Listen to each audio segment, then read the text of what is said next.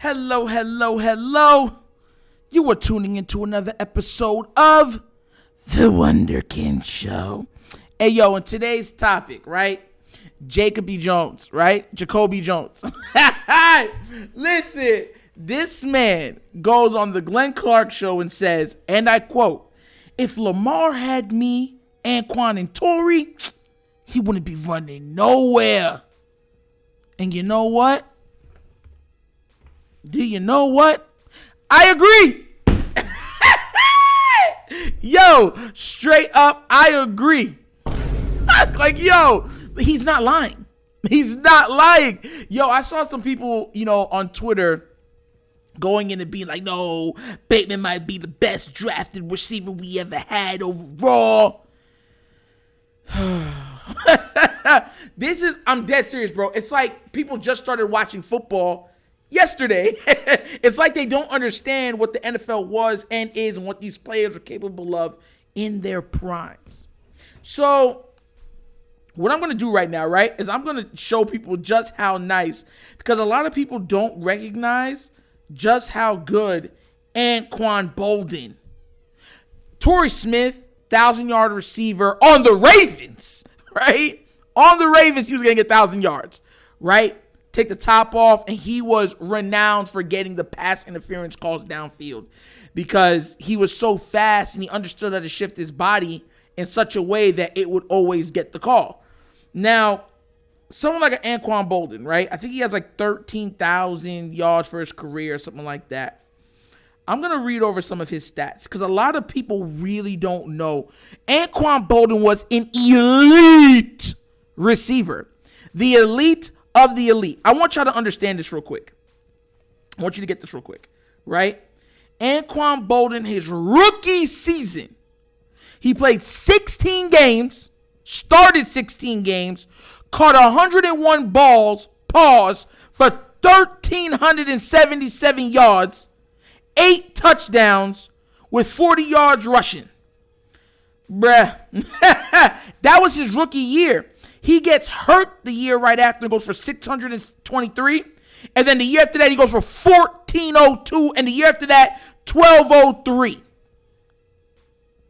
Then 853, then 1,038, then 1,024. His average, look at this, 13.6 yards in average, 13.7 yards in average, 14.5 yards in average, along at 71 yards, 54, 64, 79. This is my problem with people, bro. I swear to God. Like, because y'all don't recognize the history of the game. It's like you're just locked in to what it is now, and you can't be that way. What he is saying is totally correct. He's not lying. Anquan Boldin had the NFL record for rookie receiving yards, if I'm not mistaken. The record at one point. The record.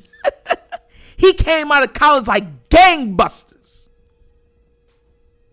And the Ravens made sure that Joe Flacco had him to throw to. They said, Joe, here goes Anquan Boldin. And Torrey Smith. And Jacoby Jones. And Jacoby, the reason why Jacoby was a great player is because as good as he was as a third receiver or a guy that can get over the top also, because he had size. I think Jacoby was like 6'2". Because he used to play on the Texans. Because remember, I told y'all, Andre Johnson was my favorite receiver. He used to play with Andre in Houston. Right? As good as you thought Jacoby Jones was as a third receiver, he was even more competent as a return specialist. But that's nowhere near that. I'm going to go over all their stats to let people understand. There are levels to this. Look at this. Torrey Smith's first year in the league, he caught 841 yards receiving for 50 balls.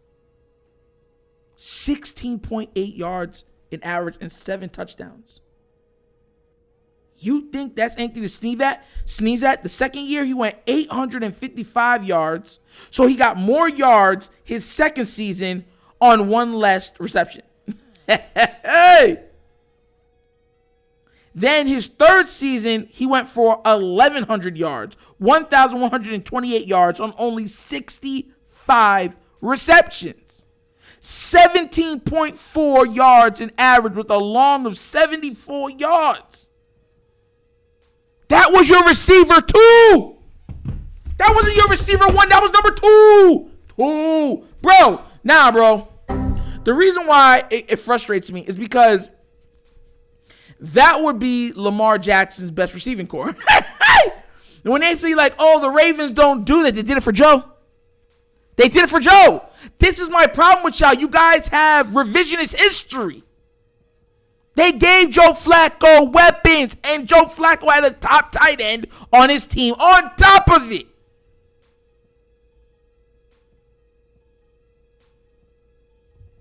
And Ray Rice. Jesus! God! And then y'all gonna be like, Lamar doesn't need that. That's not the Raven way.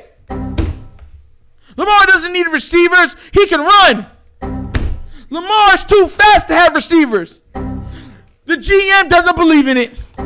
We got enough help. Prochet's the man.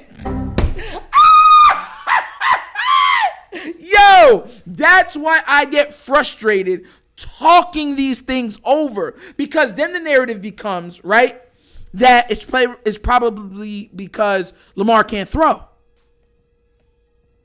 And then we see him have some of the greatest throwing performances in the history of the entire NFL. That's the NFL that has who? Aaron Rodgers, Tom Brady, Patrick Mahomes, Brett Favre, Peyton Manning, Drew Brees.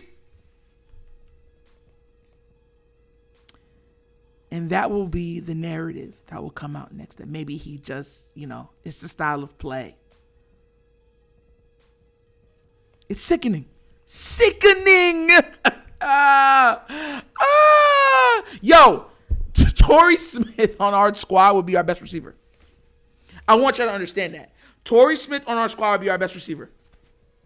I don't want to hear potential. I'm so tired of that word potential. This is the NFL. Most of the players have potential. That's just the way it is. The elite are cut from a different cloth. Whatever the 1% of people that could play in the NFL is, they're the 1% of the 1%. See, the NFL, what I like to look at, is like millionaires. Millionaires could be, you're worth $1 million, $2 million, $3 million, own your own business. That's great. But you have levels amongst millionaires, amongst people that have options, opportunity, wealth, right? The people that be like, oh man, yeah, they got some money. Do you think those people are looked at the same way as people that's worth 25 million, 50 million, 100 million? Okay, that's cool. What about the billionaires? The people that are worth just 1 billion, 2 billion, 3 billion. Then you have the ultra billionaires that are worth 30, 40, 50, 100 billion dollars. That's the level of the NFL. Everybody has potential. Everybody. It's how you can translate that potential, right, into actual production.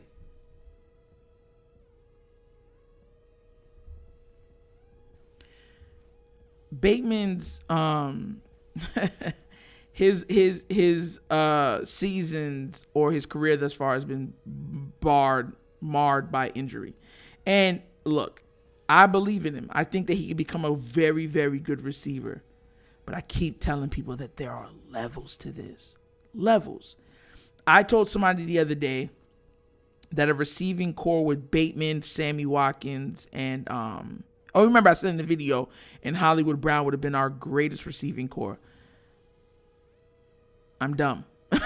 I was wrong. I totally, yeah. Because none of those receivers are better than Anquan. None of them. And Torrey, you could say, is on equal level of Hollywood. Joe Flacco had the best surrounding weapons out of any quarterback that's played for this team. Because then you have to take into a consideration that he was passing off the ball or handing off the ball. You know what I'm saying? Because Ray Rice could catch out of the backfield. Ray Rice was special. Special. Like, look at this. Like, Jacoby Jones, when he got to Baltimore, he had 406 yards receiving, 455 yards receiving. Nothing crazy, but good, decent. You know what I'm saying? Like, okay, every game he can give you a play here or there, 40, 50 yards when you need it. You know what I'm saying? That's not, you know what I'm saying? That's a solid receiver. Solid, okay? Good third receiver on the team. I want everyone to understand that that's like you averaging like 30 yards a game on a 16-game schedule. That's what that is, right? That's what he was. About 30 yards a game. So give you a nice play here or there or a run, you know what I'm saying? Punt returns, he was an absolute monster. And look, I think Duve is more versatile than he was. But when you think about Anquan Boldin, matter of fact, I didn't even say that they were the great, was the greatest it's ever been, but it was the greatest easily of Lamar's career, right? When you look at Anquan, Torrey, and you got Jacoby, you got two guys that got speed that can get separation over and stretch the field over the top vertically. Then you got Anquan that catches everything. I don't care if you run a bang 8. Now, bang 8 back in the old days, they don't call it a bang 8 no more because you don't get banged on it. Pause.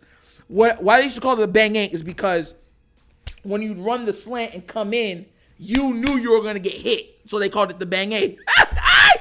You know what I'm saying? You would get smashed by the safety. Your job was to catch it and hold on to the ball.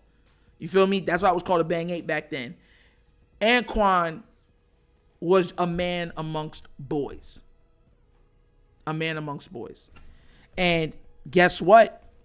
I mean, when you look at the statistics, bruh, this is why I try to say, like, it flabbergasts me because it's like, oh, well, Lamar could do so much, so we don't have to give him everything we gave Joe. No, bro, it's not supposed to be that way. Look at Ray Rice real quick. Of course, his first year was only 454 yards rushing, right? Right after that was 1,213 again. 5.3 yards a carry, 4 yards a carry, then 4.7 yards a carry. Like, the man was a monster. And most of those years, except for the very last one right there, right? He didn't play every game. This one he played 15. The other one he played 14. He was, look at this, receiving yards. 700 yards receiving. 9.3 yards a catch. Jesus! God! You think we got that on this team? Hey! Look, I try to tell people this, right? And y'all got to get this through your heads. No matter how well you think this team has been constructed offensively, it is lacking. Do you understand? Lacking. It does not have the punch, the firepower that it needs to have to be truly, truly, truly dynamic. And historically, I've said this. When they thought that Ray Lewis was getting old, they put more weapons on the offense to supplement Joe Flacco. And they still paid Joe. Now look, you can't name, if you're talking about career, for their careers, Steve Smith and Anquan Boldin were the best wide receivers to ever grace Baltimore. The best. It's not even close. We've had Deshaun Jackson, in his, later years. We've had a couple, guys in their later years. But when you look at a career, Steve Smith and Anquan Boldin are the two best receivers to ever, for a career, to suit up for the Ravens. And they both played with Joe Flacco. It's so frustrating at times because without a shadow of a doubt that Lamar, with a guy on the outside that could take away the pressure, would be absolutely mind-boggling. I want to remind people, I would like to remind people, I'm going to remind people what Josh Allen was before Stephon Diggs. He never gets brought up. But look at what Josh Allen was before Stephon Diggs. Look at what Jalen Hurts was before A.J. Brown. Look at what Jalen Hurts and that offense was when A.J. Brown got hurt. Look at what Miami is with Tyreek Hill. Like, look what Green Bay looks like without Devontae Adams. Look what the Buccaneers offense looks like without Antonio Brown. You see where I'm going with this? You have guys that are great. Mike Evans, Godwin, those are great receivers. They're not Antonio Brown. They're not Antonio Brown. This new guy that they got in Green Bay, he looked like he's going to be something. I think his name's like Christian or something like that. Yeah, he looked like he's going to be nice. Right? He's not Devontae. There are levels to this. So to me, what Jacoby said was totally on point. Because a lot of Ravens fans have to be reminded that they put the offensive. Think about this. Joe Flacco was handing off the ball to a top 3, top 4 running back. At the time, he was throwing the ball to a top 5 tight end. And he was throwing the ball to a top 10 wide receiver. People don't remember that. Oh, no. Yes. You can't even argue it. Ray Rice was a top 5 running back in his prime. Top 5. He had 700 yards receiving twice. Jesus God. 12 touchdowns. Jesus God. Man was a monster. Monster, bro. That's who he was handing off the ball. And he had a good offensive line. Think about what was surrounding. People don't point it out. But you have to be like, yo. Dang, bro. They got some stuff on here, bro. Like, man, like, Jay, like he doing his thing. Like, this the guy right here. He's the man. Listen, we won the Super Bowl in 2012, right? And you look at that year, let me go down real quick. Ray Rice had 1,143 yards rushing on 4.4 an average and 71 yards a game. And he also had 478 yards receiving. 9 touchdowns on the ground, a touchdown through the air, a 43 long reception, which y'all remember what that was. It's like, bruh, like when you look back at what the year when we won with Jacoby, he had 406 yards receiving, right? Which isn't bad. It's like, okay, that's solid, right? The year we won the Super Bowl, Torrey Smith had 855 yards receiving.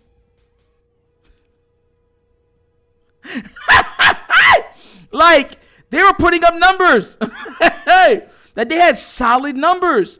This is what I'm talking about. Anquan had almost 1,000 yards.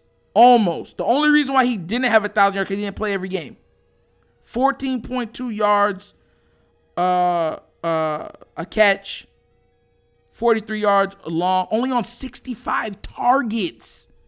So you had one guy with 900 and something yards. You had another guy with 800 and something yards. Another guy with 400 and something yards. And Ray Rice had 400 and something yards receiving.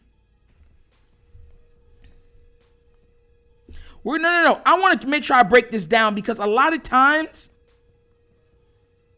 like, y'all don't understand. Like this is crazy. Like, it doesn't make sense.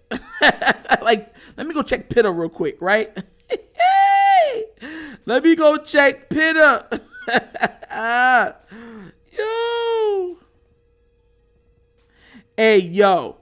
So he had 669 yards receiving on 7 touchdowns. 60. So he was 900, 800, 600, 500, 400. Bro. Hey. Bro, he had weapons. And if they could have kept that core together, they probably could have won 2. They probably just didn't want to pay everybody out. But if you look at it, it's like, yo, he had weapons. And that's my problem. Because then you go back and you say, well, if Jacoby's being disrespectful. No, he's being 100% honest. Lamar could actually just share the ball. Just spread the ball around. He wouldn't have to just say, oh, we're going to do this on one person and blah, blah, blah, blah, blah. Bro, the 2012 season, how did he only even throw for 3,800 yards with sharing the ball the way he was? Bruh, he could have easily threw for 4,000 yards that season. Easily.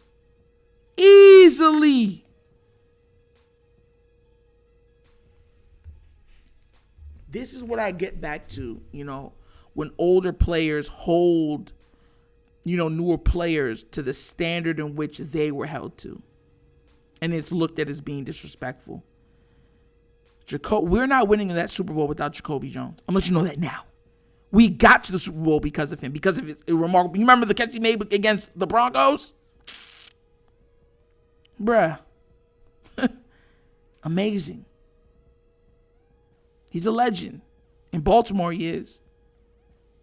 Think about this. He was so dynamic. He got a coach to literally try to trip him from the sideline. Yo, I'm telling y'all, bro, we need to do better as a team. Offensively, they've been lacking.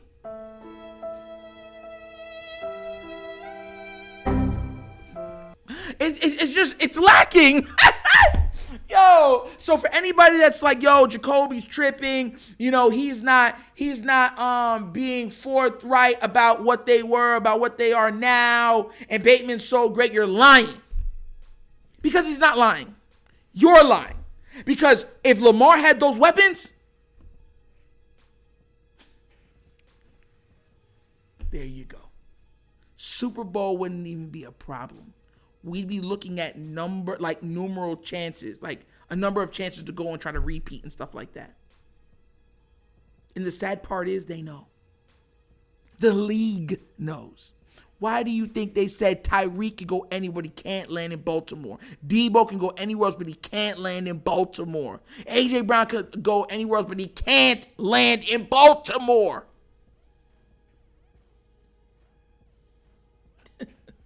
But look, that's another episode of the Wunderkind Show. You guys can be anywhere else in the world, but you're here with me, and I appreciate that.